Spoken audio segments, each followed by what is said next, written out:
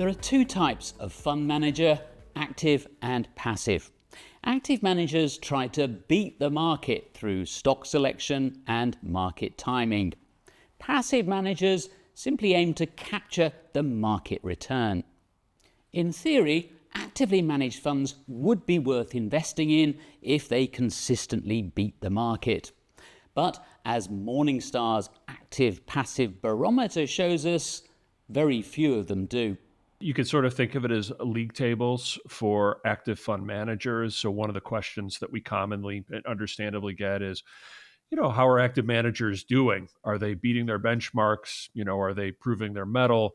And so we use the active passive barometer to convey that information to the users that we serve. And what the active passive barometer does, it groups funds by their investment style, in our parlance, their Morningstar category, and it compares their performance over different trailing periods to relevant benchmarks. And what we do is we literally tally up the number of active funds versus that have beaten their benchmarks, how many started the period.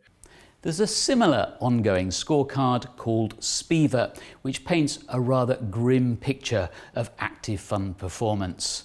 So what does Morningstar's barometer show? Generally speaking, not a pretty picture, which I think is pretty consistent with some of the other studies like it that you would have seen. To give you an idea, for U.S. large cap equity managers over the trailing 10 years, around, call it 10-15% of the active funds that started survived to the end of the 10-year period and beat their benchmark. So it's been a very unforgiving environment for active large cap managers. There are some areas where the sledding hasn't been quite as tough for active funds. So as you move down cap towards small and mid, the success rates inch up a little bit, though not much higher than a 50-50 coin flip. So too, as you look at international markets, there the success rates have been a little bit higher, though not much better than 50-50 odds. Another problem active investors face is trying to choose a fund in advance that will outperform.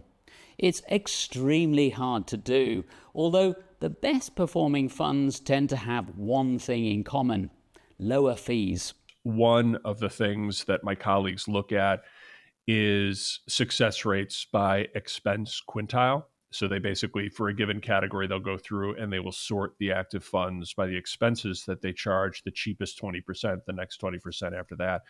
And what they have consistently found is that the cheapest active funds in a given area enjoy substantially better odds of outperforming the benchmark than do the priciest, sometimes by a factor of 2-to-1, 3-to-1.